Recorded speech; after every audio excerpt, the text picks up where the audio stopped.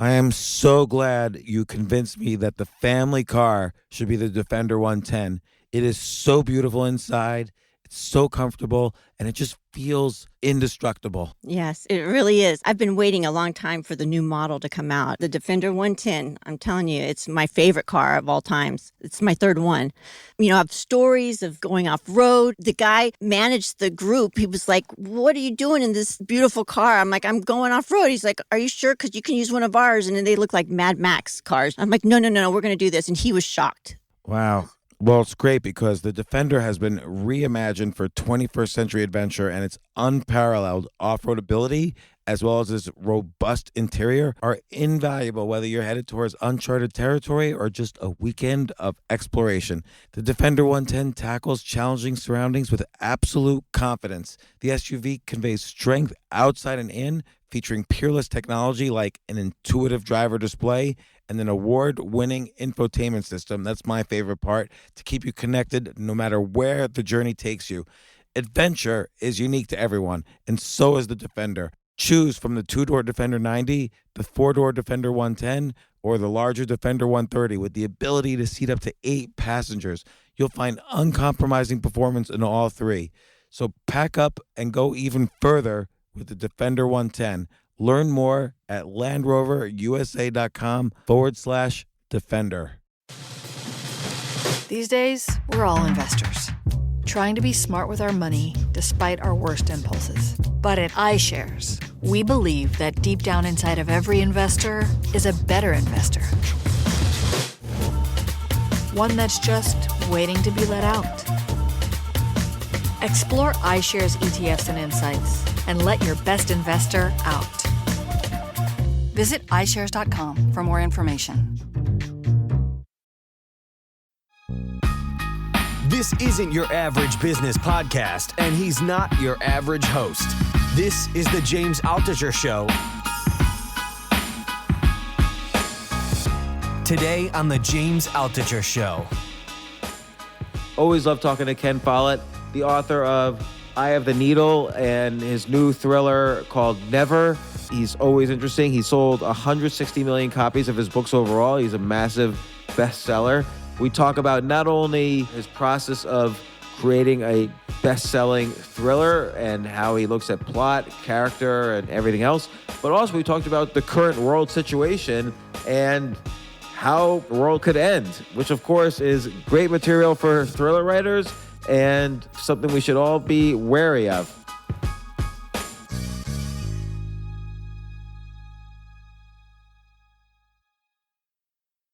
You get COVID yet or anything? None of my family has caught the virus, I'm happy to say. And oh, good. In this country or in the States. And actually, none of my employees has caught it. But we've been very careful, you know. Here in my house, where we have cleaners and like that, we all wear masks when we meet the staff here.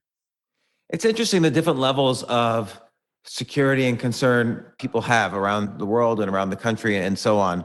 Thank God you haven't gotten it. And I'm just curious, when you say employees, like, I think people don't typically think of authors as having many employees, but obviously you're a franchise practically. Like you're an author first and foremost, and a great one. But after you sell 100 million books or so, there's so many things to think about as a business. You're a very huge revenue generating business. What do your employees do? In the office, I have 25 people. What they mainly do is contracts and finance. What this business is international licensing of intellectual property. That's complicated. So for every book in every country, there's at least, in every language, there's at least one contract and usually several. So I have now, after 50 years of doing this, nearly 50 years, I have thousands of contracts. Every live contract generates 2 statements a year, and they have to be checked, because you can't just sit back and hope that the publishers don't make any little mistakes. So they negotiate contracts, get everything signed up, and they check the statements. And then, of course, there's a group of people in the publicity department whose job is to arrange for me to talk to people like you. Oh, excellent. And I'm thankful for those people. Now, on the contracts, but I know this is getting in the weeds, and I want to talk about your mind-blowing novel that just came out, Never. But Doesn't your literary agent handle all the international rights and things like that? Or did you decide it was, because this is so extensive a part of your revenues, it was cheaper to bring it in-house? It's not really a question of cheapness, but I did have an agent, a New York agent, for many years. But there came a time when I wanted to control this myself. I wanted things done in slightly different ways. And I had a piece of luck. My wife retired from politics 11 years ago, and I made her an offer she couldn't refuse. And so she came to work for me. She now runs that office. And, when she was a government minister, she one evening, sitting at her desk in our house, she signed off £70 billion, a budget of £70 billion. And so for her, my money is peanuts. That's so funny. Well, actually, that brings up a good point. And we'll start to segue into Never here. But first, can I just say thank you for writing this novel. I was really looking for, regardless of whether or not we were going to do a podcast, I was really looking for a good, just meaty thriller set in modern times to just read and enjoy, and well written, not like, any kind of cheesy stuff happening. This was a great thriller novel. It's been a while since you wrote like a pure Eye of the Needle style thriller novel. True. That's true. And I'm really glad that you enjoyed it so much. And your reaction is exactly the reaction I was hoping for from my readers. And it is a thriller, but it's a little bit more than a thriller. And it's kind of, I wrote Eye of the Needle more than 40 years ago. And the differences are interesting. Eye of the Needle is the big thing about Eye of the Needle was that the hero was a woman, and that had never been done before. But in other respects, it was like a thriller. There was a bad guy and there was a good guy, or in this case, a good woman. And at the end of the novel, the second half of the novel, really, they have a terrific battle on a lonely island. And it's about two people. And in Never, there is not a Dr. Evil, and there is not a James Bond in a sharp suit coming to destroy Dr. Evil. That's the pattern for thrillers, but we don't have that in Never. As you'll have noticed, there's a group of people who are trying to prevent a war, and a few people who are not so keen on preventing a war, although they don't really want it, but they sort of push the others towards war. And really, it's a complex interaction of half a dozen people rather than the battle between two. Yeah, no, I agree. You know what this oddly reminds me of? It's not the same plot or structure at all, but there's aspects that remind me of The Godfather, actually. And I'll tell you why. And you could, if you agree or disagree, it's interesting to me. You create a world that's roughly similar to our current world. And on a global level, you have these proxy wars fought in small countries that are really disguising much bigger issues between, let's say, in this case, like China and the US. But also, this book creates a world filled with characters who have huge backstories, some of which we don't even know their full backstories, but I'm sure you have thought of them and know them. And just like in The Godfather, there's lots of even minor characters where Mario Puzo even goes off for like 30 or 40 pages discussing some of their backstories and never refers to them again for the rest of the book. And I'm not saying you do that either, but I got the sense of real world building here, that you knew a lot more about these characters in order to basically show us the tip of the iceberg. You knew the iceberg, that there was a huge world behind them. And that's what gives such depth to the tip of the iceberg. First of all, James, thank you for the comparison. I'm extremely pleased to have my novel compared with The Godfather. It's a book I admire enormously, and for exactly the reason that you just mentioned, because it's not just a crime novel. It's about a whole culture. And as you say, all of those people have backstories, so they're rounded. The way I put it is, the characters must have a life outside the story. It's not just about what they do to progress the story. They are rounded people, and you can feel that they're real. And I think we like that when we read, because I'm a reader, you and I are readers, as well as authors. And I like that in stories, because you've got to feel worried about the character, haven't you? You've got to hope that things turn out well for the character. You've got to be afraid that things are going to go wrong and things are going to be sad. You feel it emotionally for the character, and you can only do that if it's a rounded character that you can believe might be real.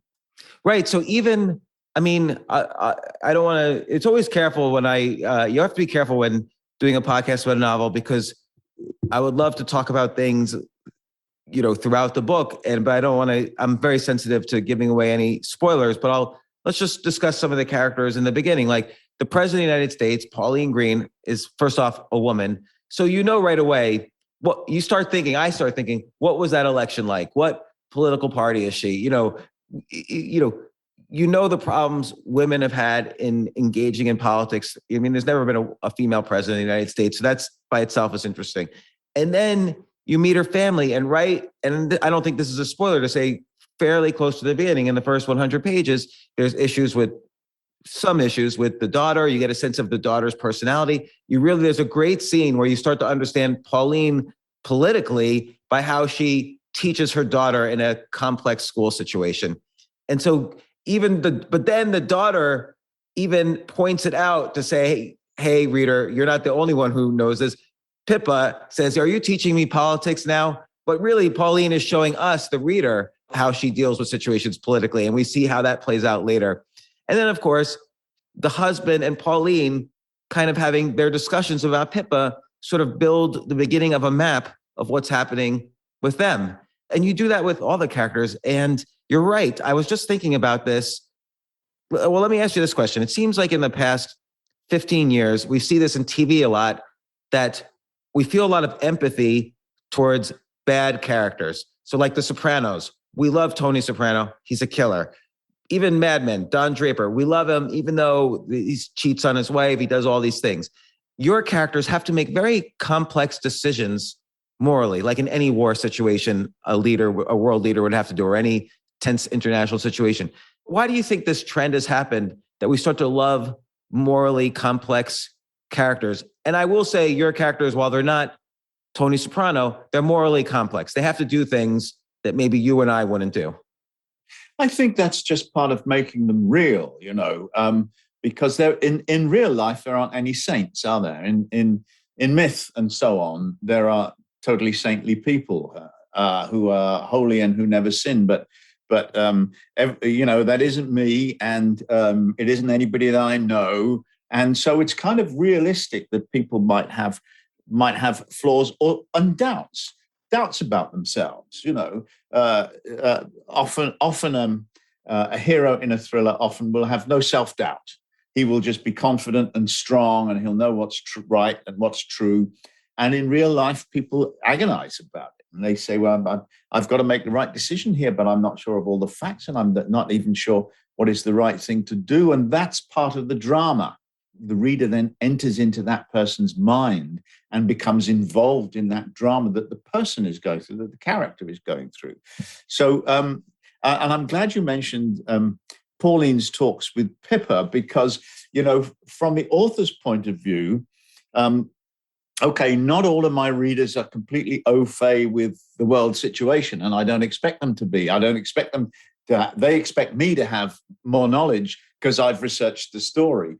But it's a great way to put over some information that the reader needs without it being a boring long page. What's the phrase I'm looking for? A data dump. You don't want a data dump. So for Pauline to have these aggressive questions from a teenage child who's saying, yeah, but why do you do that? And what about this? Just the way that, just the way young teenagers do, and it's a good thing that they do, shows that they're thinking. So Pippa comes out with these aggressive questions, and Pauline defends it. She also has to defend it in a way that isn't too technical. It doesn't have any jargon in it. Can't have political jargon. So this is a great way for me as the author to put across some information to the reader without getting boring. That's a really great point. Again, like Pippa in that scene, at least, is the reader, and you're explaining to the reader, this is what you could look out for, how Pauline deals with world political situations. You're basically explaining to the reader right now about all of world politics from Pauline's point of view, just in the way she's interacting with her daughter. And it's good as a writer to remember that you don't have to say it directly to the reader. She says it to her daughter. And even with the daughter pointing out, oh, you're doing politics on me, that's okay. Because the reader's not stupid. The reader is figuring it out also, so you might as well address it. I don't know if you do that consciously or it just comes up in the storytelling or while you're writing it, you realize, I don't want to act like I'm trying to fool the reader here. Like I need to address it. Yeah, I agree with you that it's a bad mistake ever to try and fool the reader in any way. I sometimes read a novel and I think this author is pretending to know all about this subject, but he actually doesn't know much about it. You see that often in a novel or a TV drama that's about business. Oh, yeah, totally. And I often think, wait a minute, whoever wrote this doesn't know a darn thing about business. So you can't fool people about that. You can't pull the wool over their eyes. So you've got to do the research, or if for some reason you can't do that, you've got to find some way around it. Anything so that you're not pretending to be something or pretending to have knowledge that you don't have. It's true. Like, I don't know if you're familiar with the TV show Billions here in America on Showtime. I knew the creators and I was always sending comments in the first 2 seasons. Oh, this is not quite, the way it happens. And so I became an advisor on season 3. Like they were very serious about making it as accurate as possible. And, hopefully I did a good job, but we'll see. But, but that brings to mind very interesting questions. And I always love these conversations because there's so much to unpack. There's a lot of things you, the author, have to know to write this book. And let me back off and say first, you mentioned earlier about how Eye of the Needle was mostly about like 1-2 people dealing with this dramatic situation. And I feel like thrillers fall into 2 categories, roughly. One where there's a single individual hero who's got the world against him, and at some point he's almost about to die, and he saves him or herself, and on and on. And then you have these books that are like more epic, and yours is this book never is epic in that you have really fleshed out characters, many of them all over the world, and you have to build their backstories and you have to feel what they're feeling and their decision making and so on. They're each going to have their points where they're at the mercy of villains or forces beyond their control. I'm just curious, which to you is more enjoyable to write? Yeah, I know exactly what you mean, and I agree. And the more complex kind of story is much more satisfying to write if you can bring it off. And it's more sad. I believe it's more satisfying to read because it's more credible. It's more like the real world. But it's more difficult. And you'll know that in Never, there are people in different parts of the world who a lot of the time are acting independently, but they're connected. So drawing all those people together in one story, at the beginning of the story, it may seem that they're only distantly connected. By the end, you know that everything that each does affects the other very profoundly. And drawing that together is a complex business. And for me, it's a matter of planning. I have to plan all this in advance. I couldn't play it by ear, so to speak. I couldn't make it up as I go along. I make it up before I write chapter 1, so that when I begin writing the actual scenes, I've got a very clear idea of where everything is going. And that, for me, that's the only way to do it, especially with a complex novel. Although, when I started out, I didn't plan, and my early books were all flops. I wrote 10 flops before I had a good one. And the good one, the one you mentioned, Eye of the Needle, was the first one that I planned. I enjoyed some of those early ones. Paper Money, I read. Did you? Yeah. Well, after we last spoke, 2 times ago, I bought all of those, and those are good books. You're hard on yourself with those. Oh, thank you. Well, it's very pleasing to hear that. They certainly didn't sell very well when they first came out. But I do occasionally get messages from readers who've read some of those early books and who've said to me they're not as bad as you think. But like when you say like you have to plan it all in advance, and this is very interesting both as a writer and a reader. Do you like kind of have a character Bible for each one? Like you put Tamara on the whiteboard and you just think of her whole story, her childhood, her parents, her love life, and you flesh it all out, who she is. And then later on, bits and pieces of that get into the book. Well, it's the process of, I do most of this in the planning process, and then I elaborate on it when I'm writing the actual book. But in the planning process, I ask myself questions. Okay, so I've got a story in which, let's take the beginning of Never. There's a young woman called Tamara. She's American and she's living in a North African country called Chad, and she's working for the CIA. Okay. Why is she working for the CIA? Where does she come? What were her parents like? Did her parents encourage her to do this work, or are they kind of slightly horrified?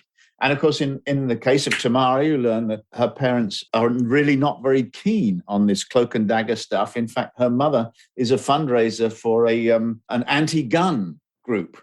And Tamara, of course, turns out to be a crack shot with a gun. So, much to her surprise, she's a crack shot. Yes, indeed. That's right. And by the way, those scenes in Tamara's backstory, where she remembers her CIA training and her time at the training center that they call the Farm, all those scenes, I got all those ideas out of an autobiography of somebody, a married couple, who both worked for the CIA, and they wrote about all this stuff in this book that they wrote. And I got those fabulous details from that book. So those are all authentic.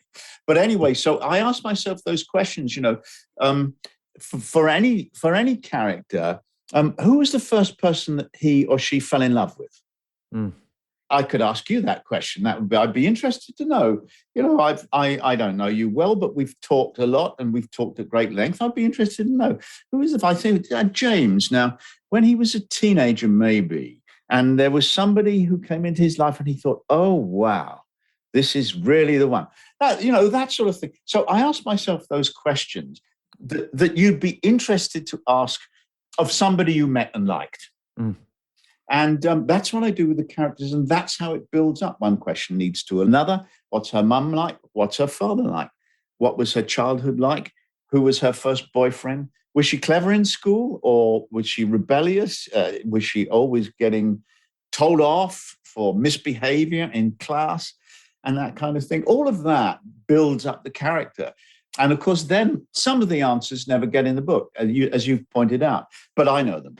Right. And the fact that you know them, you infuse into every other detail of the character that you reveal, so that you get the sense of a fleshed out character. And I think, and again, you have many characters in this book that are so fully fleshed out.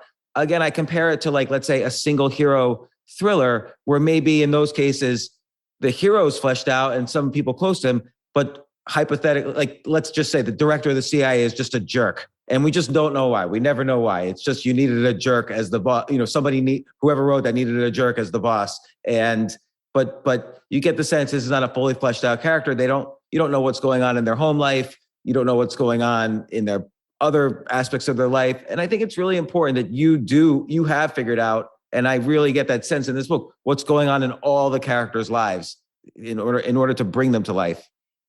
Yeah, you're absolutely right. I think it's very important. It's important because it enhances everything else. So when those people are in trouble, it's somebody who you know and like is in trouble, rather than just, the character in the story. And what's interesting is that I could still feel that, even though you don't reveal all the details. So because like you said, you could ask these questions to me and I may tell you some details, I may not, but still you get a sense that the details are there. And I think that's very important as well, that details aren't just there to inform the story. The details are there to make the person real, so the person could be a real relatable person in the story. Yeah, that's absolutely right. And that's why my Chinese hero, for example, Chiang Kai, who is head of the Foreign Intelligence Department of the Secret Service in Beijing, he's married to a beautiful woman who's a little younger than he is and is a movie star in China. And that you don't expect that. People don't expect that in a spy story. And of course, in any novel, it's always good to do things that the reader isn't actually expecting. That makes them, oh, wow. Wow. So he's married to a movie star. I wasn't expecting that. I love it when readers think I wasn't expecting that. I love that detail too. And I'm sorry to interrupt, but I love that detail also because typically in like these types of things where let's say it's China and it's the US, you're only looking in the highest office and everybody's making decisions about what to do and who to attack. But the fact that someone is a movie star shows that, oh, wait a second, China has movie stars? They're a real country with real citizens who watch movies. Like it gives life to the country as well. Yes, indeed. And that's part of it. And you're quite right. And I often feel in a novel, when something takes place in an unfamiliar country, you often feel, well, it could sort of be anywhere. And I really wanted particularly the two exotic places in Never, China and the Sahara Desert. I picked those places particularly because they're interesting and exotic, but also, as you say, people where real people really live. So that's why there's a scene when Tamara gets invited to have dinner in an ordinary home in Chad, the home of quite a not very wealthy person, a woman with a family, and Tamara's invited to dinner there. And so you see how they live, what their house is like. And of course, in many North African countries, people don't sit at a table to have dinner. And that's something you would just take for granted normally. Of course people sit at a table. Well, what else would they do? Well, they sit cross-legged on the floor to eat. And so you get a sense, that kind of detail gives you a sense of a real place as opposed to just, a name on a map. Yeah, and I want to get to that in a second, actually, because there's several layers of knowledge that the reader doesn't know and you have to know. And that's like the next layer deeper. First, it was all this knowledge of the characters, the fictional characters, and how to make them relatable and how they can all have wants and desires and the reasons why they have those wants and desires. But you said something else, which is that because these characters start off separate, but they slowly interact to create this worldwide situation, you plan that all in advance. It's very fascinating to me how, because of that dinner early on, that puts a thought in someone's head that leads to a lot of stuff happening. It's all connected with the other CIA officer and that woman and Tamara, and you plant the seeds of doubt in everybody's head when they start meeting each other. It's a puzzle. Like, how am I going to get this woman into the Sahara Desert? Well, there's a conversation and things start to happen. Yeah, that's right. And of course, in constructing this, it often happens that when you get to the dramatic point and you need this person in the story, what I do, and I suspect all the novelists do, is I go back a few chapters and I find a place to casually introduce this character. Because what you don't want is the reader to get the feeling he's making it up as he goes along. Right. You don't want the reader to think about me making it up. So if a character has been introduced in a nice, interesting way, but not particularly dramatic, and then 200 pages later, that character plays an important role in a dramatic scene, it doesn't look as if I've invented the character just for that scene, which of course I actually have. Right. Well, that's interesting because you said you like to for the reader to say, I didn't expect that. So the question is, do you as the writer like moments where a character does something that you didn't expect? So like you're writing, and then suddenly you think of a detail. Do you feel the reader's not going to be surprised unless you're surprised first? Well, not necessarily. I mean, the best surprises are very carefully constructed, really. But you're right in that it does sometimes happen. I've written the outline. I'm now expanding on everything in the outline, and I'm writing the first draft of the novel. And I think of some aspect of this person's character or something that they do that is really kind of charming and interesting, and it really enlarges that person. And I wasn't necessarily looking for it. I was just, a lot of what I do consists of looking out of the window and just letting my mind wander. Sometimes it doesn't really feel like work, which is embarrassing because it is. But sometimes in that sort of zone, something occurs to me that, wow, yes, that's exactly what that character would do. That's exactly what he would like.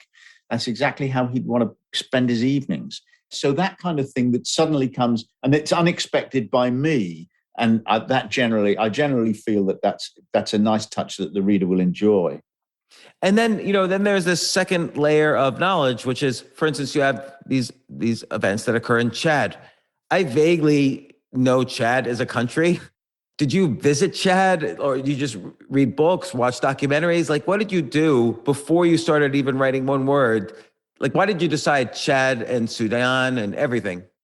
Chad is really the center for the operation between the American military and the French military to combat jihadism in North Africa. And the American embassy in Chad, in the capital city is called N'Djamena, the American embassy there is a 13-acre compound. Now, for a little country like Chad, the Americans don't need 13 acres for their embassy, but the reason for that is that it's the military headquarters as well, and there's a big military presence there. So that's why I chose Chad in particular. I couldn't go there because it was locked down and the planes weren't flying.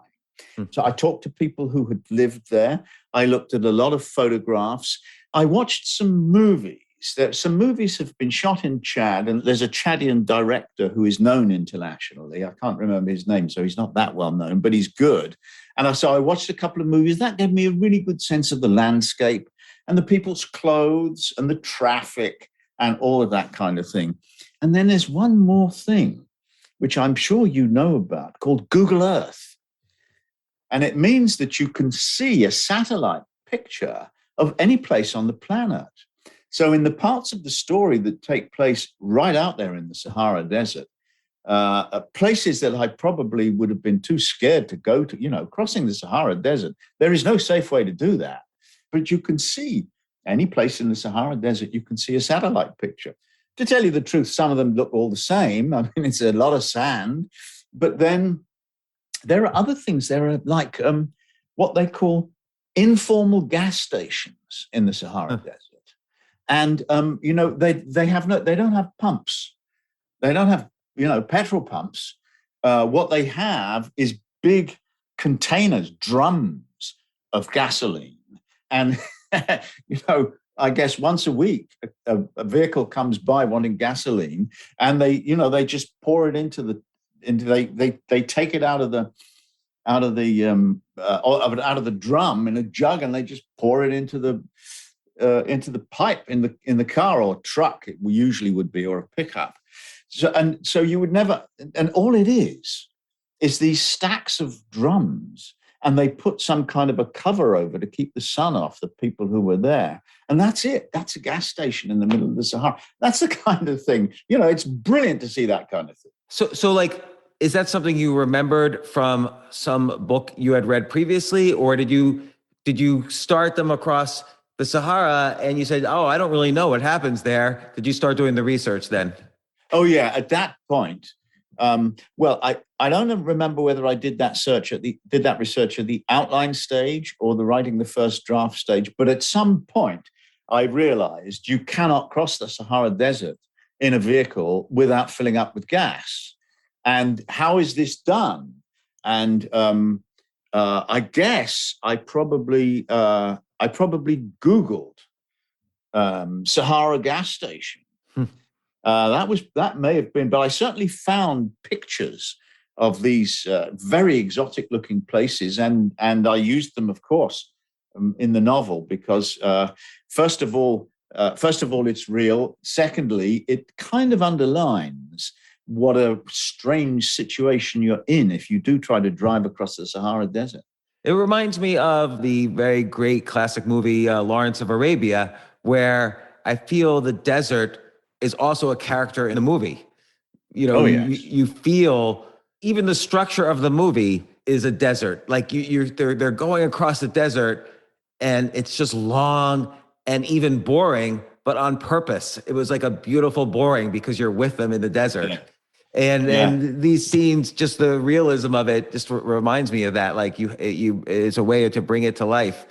And then of course there's the knowledge of the political situations and how these things could occur. And you refer to World War I in the very, very beginning, but just the idea that wars are often fought now as proxy wars in local situations, but they could erupt into something much bigger. I mean, the entire Cold War was in proxy situations, Korea, Vietnam, Afghanistan, and on and on. You really get into so many details of not only the local micro situations, but the macro situation. Like you start off by saying World War I was a war that nobody wanted, and yet it happened. I bet if you ask the average person, including me, by the way, why did World War I start? No one really knows. Like, oh yeah, some archduke got assassinated, but that's not really why it happened. That's the interesting thing for me, because the assassination in Sarajevo was in itself not a very important event. In Never, the crisis begins when an American soldier is shot by a terrorist with a Chinese rifle. And something that small, I mean, and of course, Americans become very angry when one of their own is shot, quite rightly, and you respect them for it. On the other hand, one person is one person. But in both cases, the Emperor of Austria has to make a response to that killing. And the President of the United States has to respond to what's happened in Chad. And then the question is, does the response escalate the tension? And very often it does. Sometimes a national leader, a president or a prime minister, will back off and say, okay, we're not going to fight about this. This is not worth a fight. But, they don't get any thanks from the voters for that. Voters want their leaders to be strong. They want the leader to say, we are not going to be pushed around.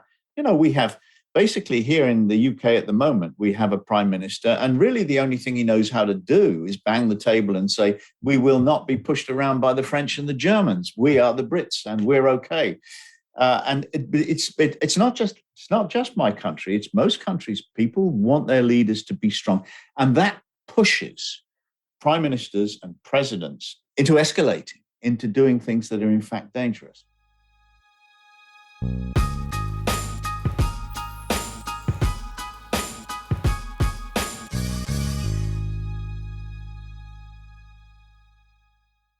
Oh my gosh, I love these clothes. Mizzen and Main, that's Mizzen and Main. It really is the most comfortable work clothes. Travel clothes. I had to travel this whole week. I'm traveling for a week and a half, and I just took Mizzen and Main clothes with me. Close out 2023 in style with comfortable, breathable, packable, and machine washable pieces from Mizzen and Main. As you wrap up your year-end goals, enjoy a Mizzen and Main dress shirt that you can wear confidently. I like that they've very, very just nice, solid colors. I don't really like to get all fancy in patterns and everything, although they do have some pattern shirts, but very comfortable clothes, stretchable pants. It's just super comfortable, but they look professional, and you can wear them casually or professionally. I like some of their flannel shirts or untuck shirts. I love untuck. I never tuck in. So again, whether you're shopping for a special someone or giving yourself the gift you really want, I just buy myself gifts. Mizzen and Main is the perfect gift for any guy who works, travels, and or cares about looking and feeling great. As you could tell by my many photos across the internet, I care about looking fantastic. I'm practically a model. And let's be honest, every guy loves to look great. So again, shop now at mizzenandmain.com and save 20% when you spend $130 or more using promo code James. That's promo code James at Mizzen and Main, Mizzen and Main.com.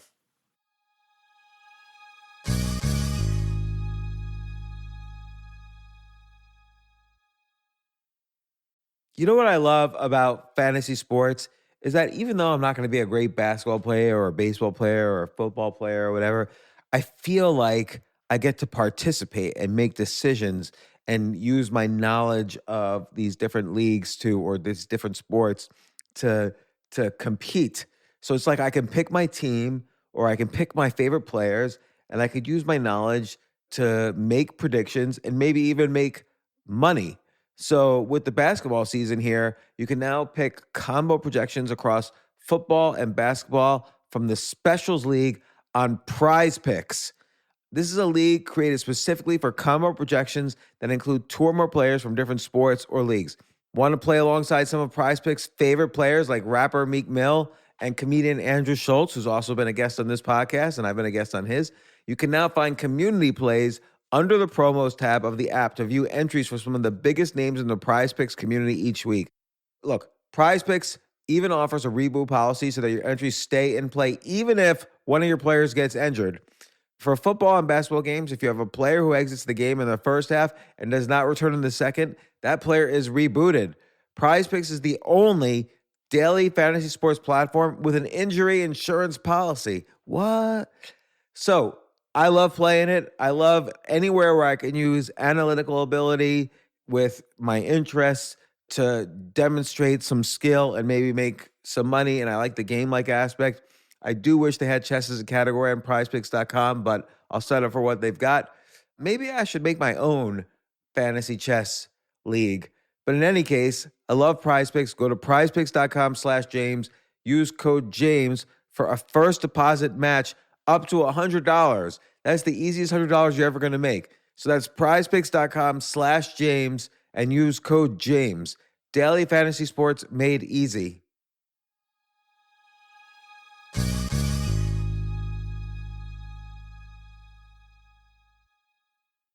The future of learning is definitely online. Like, it's such BS that you have to spend $200,000 or take $200,000 in loans and go to some fancy school when it's useless. It doesn't guarantee you a job. Most employers, including me, do not care about degrees or grades or anything like that. We want to care that you love what you're doing, that you know what you're doing, in some cases that you have experience or that you're willing to learn. But people in general love learning and are curious. Like, the key to success is curiosity. And I think masterclass.com is the perfect model for online learning. I'm really happy they're sponsoring this episode. If you're going to give a gift, give the gift of learning. Masterclass makes a meaningful gift this season for you and anyone on your list, because both of you can learn from the best to become your best, from leadership to effective communication to cooking. Let me tell you some of the classes I've taken. I've taken comedy from Steve Martin. I mean, can you believe I can take a class from Steve Martin on comedy, or Judd Apatow, my favorite comedy director? I could take an actual class from him on writing. Wolfgang Puck on cooking. Dan Brown on writing, or Judy Bloom, who's been on this podcast, on writing. By the way, Wolfgang Puck also has been on this podcast. It's such a pleasure. I try to take classes all the time from masterclass.com. And whether you're watching Masterclass on TV or listening in audio mode in the app or on their site, the quality speaks for itself. It's like these Masterclass instructors are your own personal mentors that are going to help you reach the next level. How much would it cost to take one-on-one classes on comedy from Steve Martin or on chess from Gary Kasparov? You just wouldn't be able to do it. But it would cost hundreds of thousands of dollars.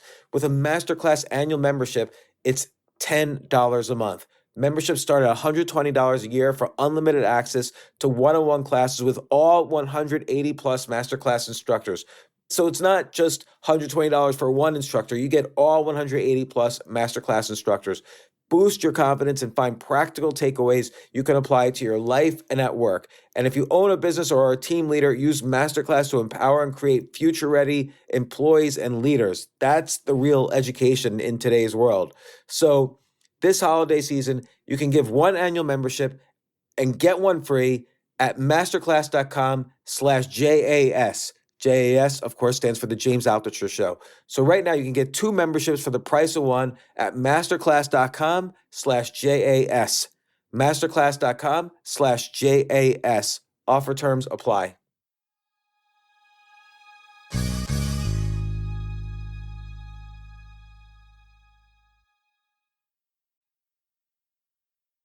In your book, Never, an incident happens and President Pauline Green has to respond. And maybe she responds in a very nuanced, UN style way. And even that, there was some nuance, but that sort of starts the escalation of tensions between these various countries that are involved. And it's not just like somebody attacked somebody and now we have to respond. It built up. It became complicated. And I sort of feel like every war starts that way. Like World War II, even the birth of that. Like in the US, if you ask somebody, well, why did World War II start? Somebody might say, well, Pearl Harbor. And another person might say the Holocaust. But it wasn't really either of those events. And I think that's probably true for every single war, is that there's the narrative that's put out to the people, but then there's the nuance that what really happened. I think that's absolutely right. These things generally don't really have one cause. And I think everybody with any sense is really glad that the Nazis were defeated.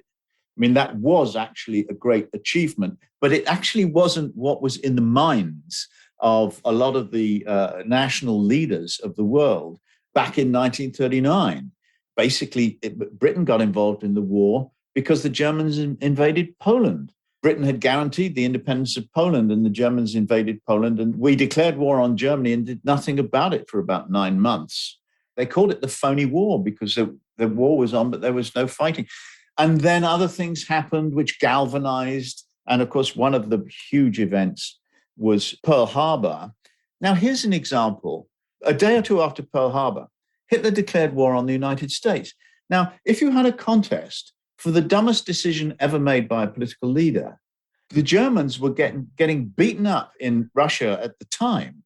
You know, they had invaded, the Nazis had invaded Russia 6 months earlier, and they were getting beaten up and they were freezing to death in the cold. And at that moment, Hitler declares war on the richest and most powerful country in the world. I mean, it's kind of unbelievable. And of course, you'd never put it in a novel. Yeah, I mean, I guess maybe he thought that just like he was getting torn on two fronts, maybe he thought the U.S. would get torn between a Pacific front and a European front. But obviously, we had more resources than Germany did. I say we, the U.S. had more resources than Germany did. But yeah, I never thought about that. I actually didn't know that Hitler had declared war on the U.S. 2 days after Pearl Harbor. But that shows you how little people actually know. I mean, I was taught in the same school as everyone else. We were just taught Pearl Harbor, and then we declared war on everybody. I didn't know that Hitler also had declared war on the U.S. Oh, no. Oh, yeah, absolutely. And here's something that we don't often say, James.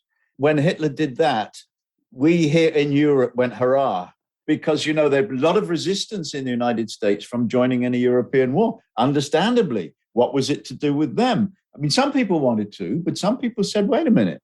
And President Roosevelt was not keen on getting involved in a war in Europe. Then Hitler declared war on the United, and we, you know, Churchill spent a lot of time trying to persuade Roosevelt to help, you know, and to get involved in the war. And Roosevelt was saying no. And then this happened, Hitler declares war, and quietly and in secret all over England, people were saying yippee. Yeah, no, it's interesting because, again, Germany invaded Poland in 1939. It was 2.5 years later. That's a long time in war terms. So, and yeah, you know, another interesting thing, and I want to, we'll get back to the war stuff in a second and how the tensions build up in Never. One thing that I also found fascinating was you kept us going. Like, I didn't really understand the full scope of how epic the novel was going to be for a while, but you had enough really super high intensity things and interesting characters happening to lead me along. So I kept going as things got more and more intense. If you had just started off right away with, we've got this world situation happening, that might've been too fast. So I'm just curious your thinking there. Like, a lot of authors say, get the main character kidnapped in the first scene, and now we're off to the races. You know, what do you think about there? Do you feel a pressure to get to the central issues, or do you feel like, okay, how am I going to just make this a cliffhanger right from the beginning, regardless of how close I am to the core issues? I feel that you can't go full out right from the start. It's a little bit like, I don't know if you've ever seen a movie called Spinal Tap, which is a comedy about a rock band. And Michael McKean in that too. That's right. And so that they can always have something extra to give, the amplifiers go up to 11. All amplifiers, the volume control goes up to 10, right? 0 to 10. But theirs go up to 11. And this is one of the, this is one of the stupid jokes in the film. But it makes a point, you see, because if you start on full volume, you've got nowhere to go. And that's what I think about a thriller. If you start with a situation of tremendous danger, you've got nowhere to go. So for me, as a reader and as an author, there must be drama at the start, but it can be relatively low key. It must give you space to escalate. The drama's got to escalate. so that with each chapter, the reader is thinking, oh my God, now this. That's right. Like I remember thinking in one of the first few chapters that there was something that you got to very fast that was reminiscent of maybe one of the most dramatic situations in the Obama administration, but it really was just a step on the way to where you were going. But it was obviously it was huge, and so I kept, you keep going. Yeah. Well, I'm very glad you felt that way, because that was how I wanted you to feel. Yeah, no, I'm sure I was like led very well by the writing all through the book. I have no doubt of that. And but now I'm thinking too of like again these thrillers that are individual heroes. Like for instance, let's just take the Bourne Identity as an example. It starts off with more mystery than thrill in the sense. I mean, there's a thriller like aspect. He has to fight his way out of the Swiss bank or whatever, but there's mystery. You don't know who he is. He doesn't know who he is. And that of course leads to the much bigger picture once you realize what's going on. And so, yeah, that's an interesting thing too. Like what's the interweaving between mystery and thriller? Some thriller writers, I feel, I don't want to say they're making up as they go along, but they just feel like, okay, if I just end every chapter with a cliffhanger and something dramatic happening, I'll get to the next chapter. And there's not really mystery. You even know right away who the bad guys are, who the good guys are, but there's a cliffhanger at the end of every chapter. And what's the role of mystery in a thriller? Well, it's optional, really. I think it can be very good when dramatic things begin to happen and you're not quite sure why. But a little of that, for me, a little of that goes a long way. I don't like the kind of story where you're always baffled about why something's happened. Raymond Chandler, great author of hardcore detective stories, said, when in doubt, have a man come through the door with a gun in his hand. That was one of his mottos. And that's all very well occasionally, but normally the drama is more exciting if you know exactly what's going on. And so let's say that there's a threat to somebody we like. The threat that, danger shouldn't come out of nowhere. There should be suspicion and anxiety. And then the person would be trying to, is this real or am I imagining this? Something strange is happening. So then there would be a process of the character finding out more and more about the danger that seems to be approaching. It can still happen very quickly, but before the actual bang, where somebody bursts in, uses violence, pulls a weapon, there should be a long lead up to that, because that's what generates the tension. And that's what makes us as readers keep turning the pages. Oh my God, now what? So you've mentioned this, and it's ever so easy to end each chapter with something totally unexpected and dangerous. But if there's no logic to it, it becomes a little bit repetitive. Whereas if you know the reasons for these things, you know the thinking of the bad guy and the thinking of the good people, I think the drama is enhanced by that. Is it a little easier when there's the epic style where you have all these multiple characters and different stations in life? When you've kind of fleshed out one in this situation, you could go to another and you could go to another, and as opposed to always driving one character forward? Yeah.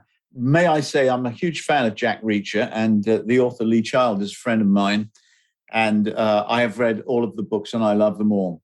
And they are, but you're right, they are absolutely, completely different from what I do. My books are much longer. I couldn't do a book a year.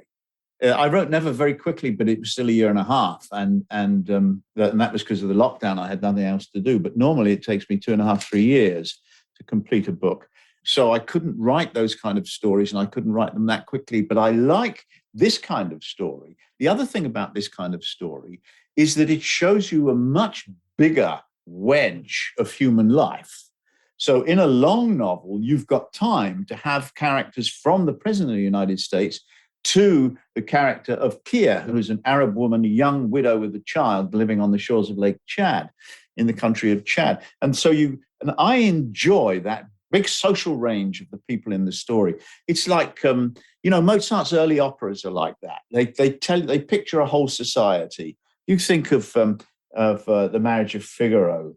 We have the Count and his wife and his servants And then we have the middle class people, the priest, and there's a notary in it, I think. So you see, and then we have all the village people who usefully come on and sing the choruses.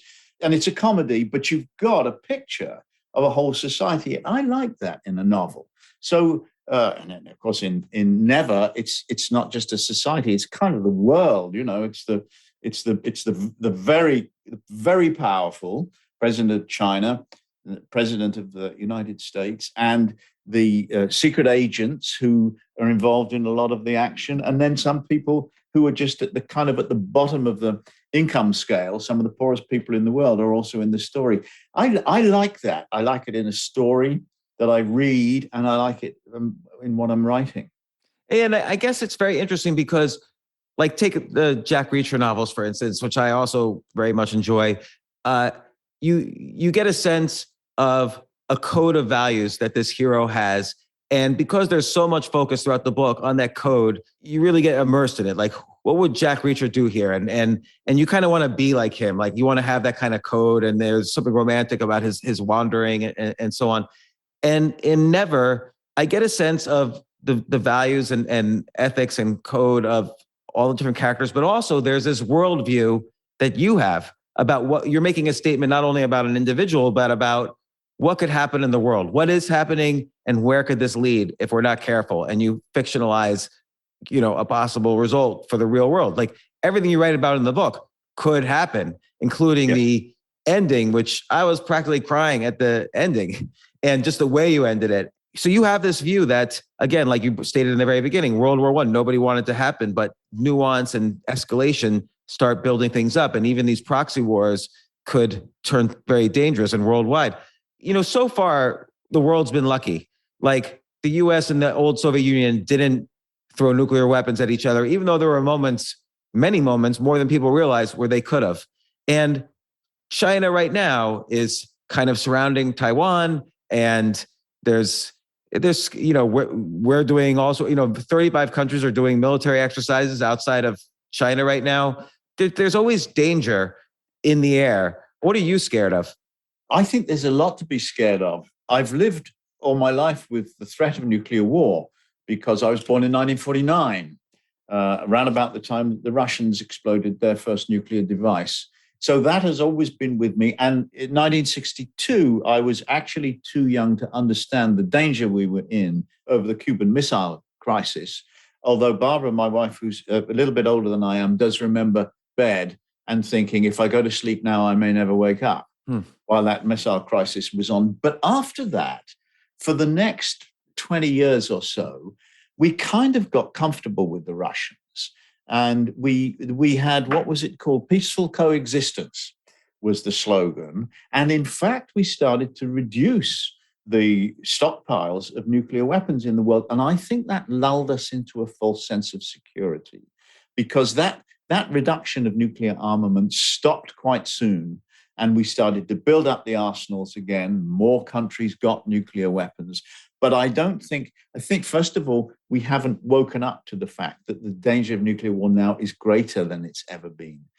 And the other thing, outside of my novel, outside of Never, we also have two other dangers that could wipe us out. Climate change could kill us all, and a virus could kill us all. And so there's a feeling, I think, that the human race is in danger now. Stronger feeling than there has ever been before in my life. Maybe that feeling sort of seeped into my unconscious mind, and maybe that was what drove me to write Never. Well, think about it with COVID. Nobody still knows. I mean, there's a spectrum of, this was a random virus that got too powerful, to it was completely weaponized and sent on purpose. And in the middle of that spectrum is probably somewhere is the truth. Like, maybe the virus was modified and leaked, or who knows. I've done people on the podcast from one end of the spectrum to the other, and there's no conclusion. But there was at least the hint that a weaponized virus could at some point be made. And that's just as, horrible as a nuclear event in some ways, because the same number of people would die, maybe even more, terribly. And so maybe that was kind of on the mind for the first time since the Cold War ended. Because you're right. I think we have gotten into a false sense of complacency that there won't be nuclear weapons. But when we started reducing our weapons, like in the 70s, it was also because of the philosophy of mutual assured destruction, that it's pointless to have too many nuclear weapons because it only takes a few to destroy the world. And it's pointless to even send one because the whole world's going to be destroyed then. So that's kind of what kept the leaders of the US and the Soviet Union at bay. But now that philosophy is not really around anymore. And there are bad actors in the world that don't care anyway. So you're right. There's kind of a danger if we're not on top of it. I think that's absolutely right. And all of those things scare me. And I think, somebody asked me recently, where do you want to be if a nuclear war starts? And I thought about it, and I said, I want to be right on the spot where the bomb lands, because then Right. I won't know. I'll know nothing at all about it. And you get a mile away from there, and you'll burn to death. That can't be good. 100 miles away, and you'll probably die of starvation in the nuclear winter. So I think that those that go first will have the best ending. You ever see the graphic novel, which also became a movie, Barefoot Gen, about a young boy who lived in Hiroshima? No. It's beautiful, and you see his experiences right after Hiroshima, and it's horrific. And then in the movie version, he watches his sister melt in front of him, and the reason I'm describing it so graphically is I thought, oh, this will be a good. My daughters love cartoons. I'll let them watch this cartoon. It was a cartoon. And I let my 5-year-old or 4-year-old watch this cartoon. And then at night, she woke up. She was having a nightmare, but she was crying in the nightmare. And she was up and pounding her bed, even though she was still asleep.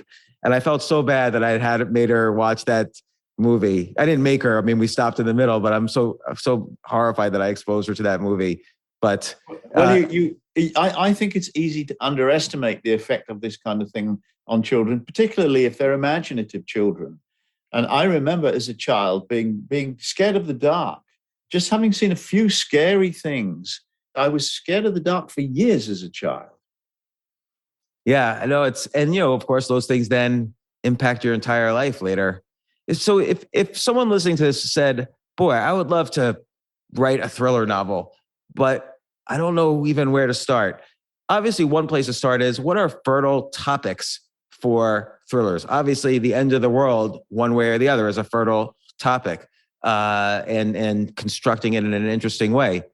What are fertile topics that you think about when you're trying to decide of the scope of a novel?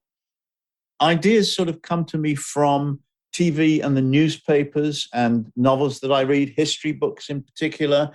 And I think the thing is, first of all, you have to have your mind open to those ideas. And so I often think, when something interests me, I often think, I wonder if I could write a story about that. And I imagine that most of us novelists are like that. We are constantly thinking, I wonder if I could make a story about that.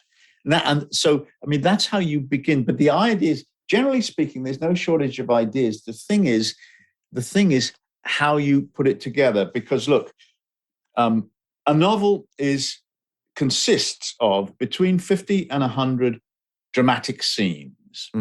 Okay, 50 is a shortish novel. Our average, 100 is quite a long. But most novels are built like that. They're a series of dramatic scenes. And most of and you need 50 to 100. So if you analyze the Jane Austen story, for example, it's about 50 dramatic scenes. And do the same with the Jack Reacher, and I bet you'd find roughly the same. And that's how they're constructed. Now, the idea has to generate 50 dramatic scenes, at least. A lot of time, you talk to people as an author, you talk to people about ideas for books, and they say, I'll give you an idea for a book, and they'll tell a story about something, often a real thing. This happened to my father in the war. This happened to my father in Vietnam. Or this happened to somebody I knew, and you look at it and you think about it and you say, okay, that's 3 scenes. Might make a short story, but it's not a novel. The idea for a novel has to generate much more drama than that. So what you're really looking for is not the cute idea. You're looking for something that will generate a lot of drama in different stages, one after the other, 50 or 100 scenes, all connected, all featuring a group of characters, and their situation throughout these 50 or 100 scenes must always be interesting. Every scene must make you want to read the next scene. So describe what you mean by dramatic scene. Well, a dramatic scene is a scene in which there's a question. Let's say somebody tells a lie. Okay, there's a scene. This guy is under pressure. Somebody says to him, "Did you really do that?" And he says, "No, I would never do that. That absolutely never happened." And then he thinks, "Oh my God, I'm going to be found out." Now there's the dramatic scene. He's put under pressure. He has to make the decision. He tells the lie, and then he thinks, "I'm going to be found out. What am I going to do about this?" That's a dramatic scene. Okay, it could be. Here's another dramatic scene. A guy. There's this girl that a guy really likes. He really likes her, but he thinks she's never going to be interested in me. But I'm going to ask her anyway. And he finally works out the courage to ask her. And he says something. There are loads of ways for this scene to go. It's a scene that's in practically every novel, actually. But finally, he says to her, "You know, I enjoyed talking to you so much. Would you go out with me for just for dinner or a hamburger or coffee or something?" And he thinks she's never going to do. She's never going to. I'm not in her class. And she says, "Yeah, why not?" That's a great scene. It's got a beginning. He adores her. It's got a moment of decision. He asks the question. It's got a result. She says yes. And you also think, now what's going to happen when they go on a date? Those are two dramatic scenes, both of them very commonplace. Each of those scenes, the lie and asking for the date, each of those scenes has been in, 100 novels, 1,000 novels, I don't even know. But that's exactly what it is. There's a beginning, a middle, and an end. It begins with an anxiety, a worry. It passes through a moment of action or decision, and then it goes then into the end, which is satisfying but raises another question. That is great. And you could even throw in other aspects of the arc of the hero. Like, for instance, the guy asking the girl out on the date. Maybe he has compatriots who are encouraging him, but then other people are saying, "No, you're a loser. she'll never go out with you." So he's dealing with conflict along the way, bigger and bigger, perhaps, until he finally asks her. He's reluctant at first to ask her because he's so scared. So you have elements of the arc of the hero and perhaps in each dramatic scene as well. Oh, absolutely. And those kind of elements that you've mentioned are really important in enhancing the drama, in beefing it up, making it more. Now, in your version of this scene, it's not just a man and a woman. It's a man who has already had conversations with his friends and he's worried about it before. And he said to one friend, "I don't know, what do you think? Shall I ask her?" And the friend says, "Well, go for it. What can you lose?" And he asks somebody else. And the other person says, "Don't make a fool of yourself. You're going to feel such an idiot." She's going to say, "Are you kidding? I'm never going out with somebody like you." So that now, when we come to the scene that we were talking about, it's been beefed up by previous scenes. I was talking earlier about how you prepare for stuff. You prepare the reader. And those conversations with the people who said ask her and the people who said don't ask her, all part of creating that drama. It's interesting, too, because two things come out of that. One is writing a first draft. You have to be aware it's very much a first draft because things will happen and then you backfill later to make sure they happen for a reason. And the other thing is that you probably have a repertoire or a toolbox of styles of dramatic scenes. Like probably what sets you apart, let's say you said you've been doing this 50 years. Let's say someone who's just starting doesn't have that same repertoire, an encyclopedic knowledge of hundreds of different types of dramatic scenes to draw from. And I bet that helps with the pacing of the thriller, the more knowledge you have about types of dramatic scenes, like in a very clinical way. Well, you're right about that. But most people who sit down to write a novel already have a strong sense of what kind of drama can happen because they're readers. nobody ever becomes a novel and starts at the age of a novelist and starts at the age of 21. It's like being a violinist. If you want to be a concert violinist, you cannot start at the age of 21. You've got to start at the age of 4. And it's the same being a novelist. Every novelist I've ever known well enough, at least, to talk to them, is somebody who has loved stories and reading since a very young age, and they still do. And so you get to, whenever it is that you write your first novel, I was a bit early. I was in my mid-20s. Many people start in their 30s or 40s. By the time you get to that age, you've read hundreds of novels. And, starting with the one I always remember is Noddy Goes to Toy Town, which is I don't know story. that one. Well, it's huge in the UK, but Americans don't generally know. But it's all the characters are toys. Dramatic things happen.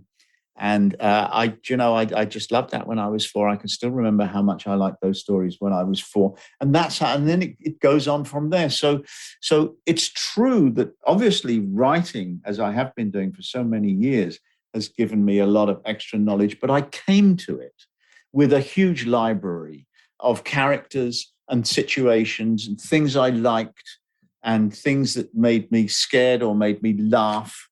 When I was 12 years old, I read my first James Bond story. I thought it was the greatest thing that had ever happened. I loved that. It was Live and Let Die, which is one of the best ones, actually. And and I read them all then from the age of 12. I couldn't afford to buy them. I borrowed them from the public library, read them all over the next few years.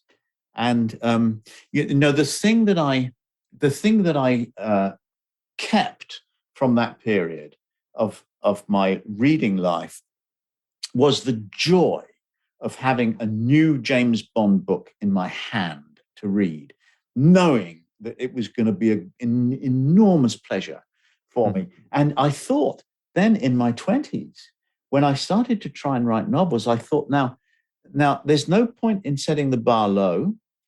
This is what I've got to do for readers of my book.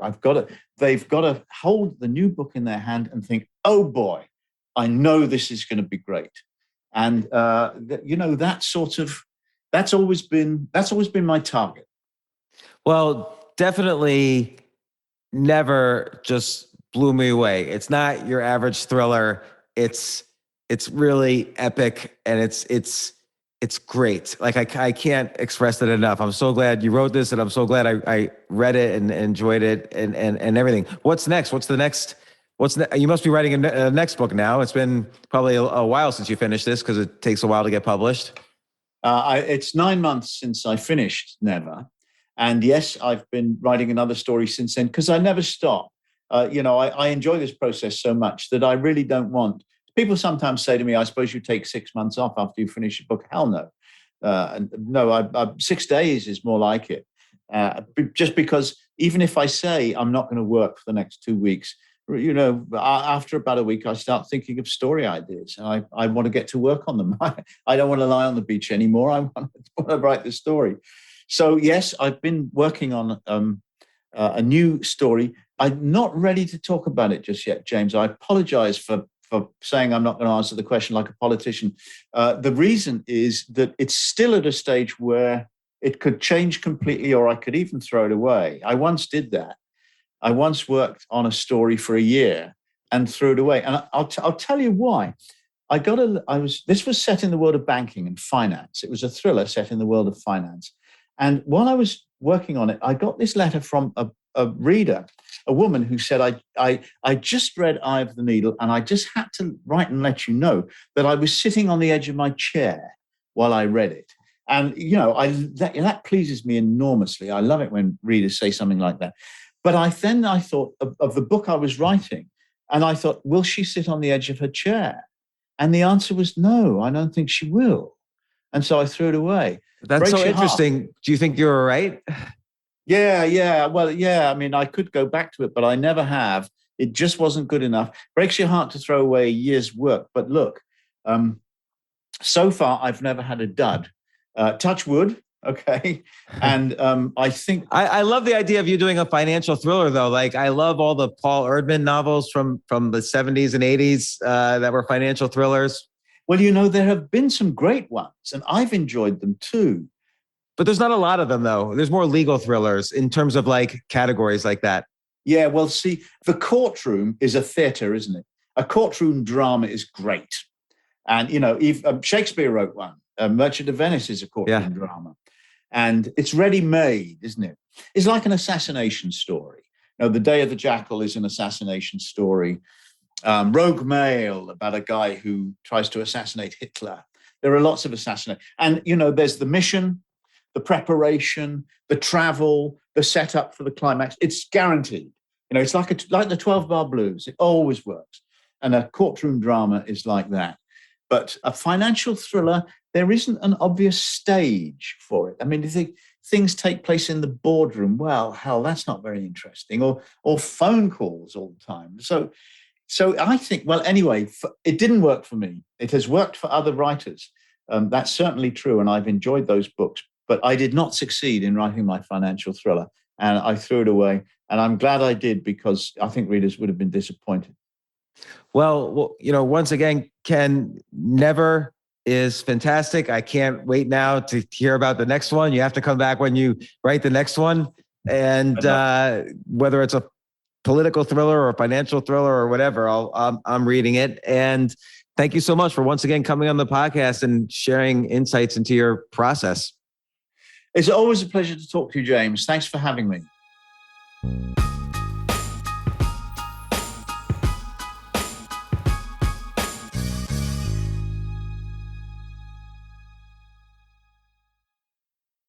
Explore today's must-have trends and innovative styles at Mrs. B's Clearance and Outlet. Shop one-of-a-kind finds in today's must-have trends. Explore wall-to-wall deals, furniture, flooring, mattresses, home accents, seasonal favorites, and more. Discover unique new home decor, pillows, accessories, and more. There's something perfect for your style and budget. There's new inventory every day at up to 80% off suggested retail. Discover the style and savings of Mrs. B's Clearance and Outlet.